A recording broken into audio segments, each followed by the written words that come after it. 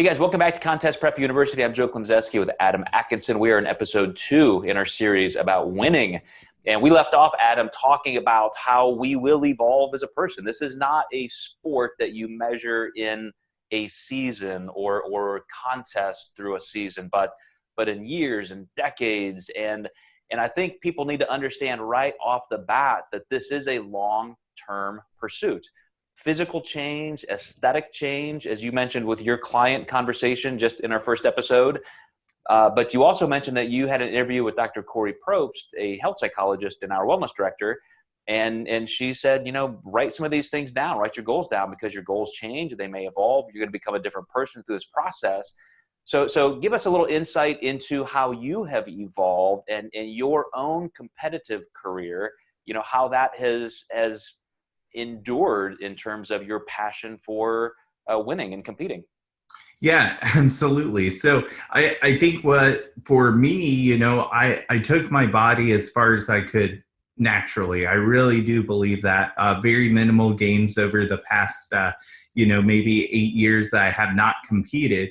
But when I qualified for Universe, I looked at those guys and, Universe is tested for bodybuilding, and I'm just not anywhere close. And I want to win. I absolutely do. And not to say that I have stopped working towards that.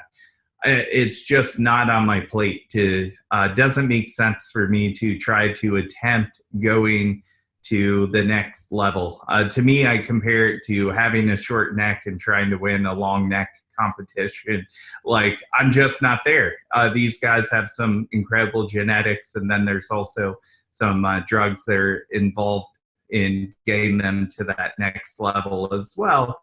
And I said, you know, why not take what I know? I've spent so much time trying to be as big as I can, be as lean as I can, and put it into people that maybe have more of a chance in doing well. So I get to win every day, and it's great. It's like I get to compete every day, which is amazing. My season never ends. That's really, really well said. Good insight there. And I always thought, you know, during my career, because I too was, you know, I had some great body parts and some imperfections that made my career kind of top out as a middle of the road natural pro.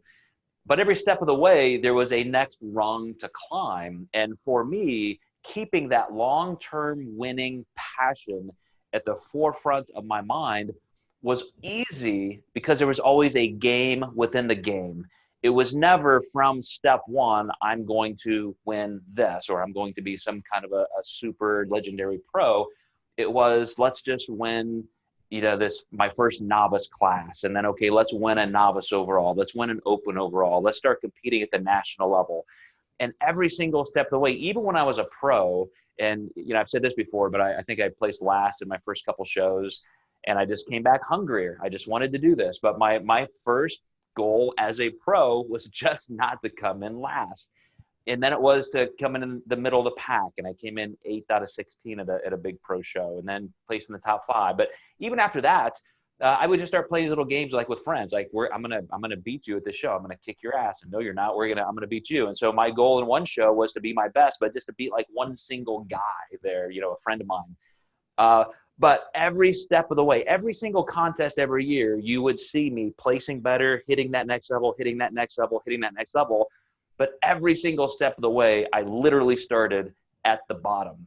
And that made a 20-year career very fun as well as fruitful. Absolutely. I had a great training partner throughout my contest prep, and he actually turned into an IFBB pro, Seth Shaw. And it was like being behind in the race constantly. You look back a year, the way that kid could grow before he even did anything outside of being natural. It was on a whole nother level. But he really helped make me better because I tried to chase that the entire time we worked out together. Well, I mentioned this even with a client this week, behaviorally talking about food, somebody who is struggling with adherence. And I said, well, it's not about being perfect. You know, how many wins can you rack up this week? If you were really hungry, you were going to kind of give in, if you could wait 15 minutes to a normally scheduled meal, that's a win. You know, take it. Don't try and be perfect. Just try and push that bar a little bit. And that's truly important in a competitive career in the sport. If you want to be somebody who accomplishes bigger things than you even think, you have to have that long-term mindset. And so constantly set those goals up so that you can achieve wins along the way. And stay tuned, because we're gonna keep branching off into some amazing topics in this series. So we'll see you next time.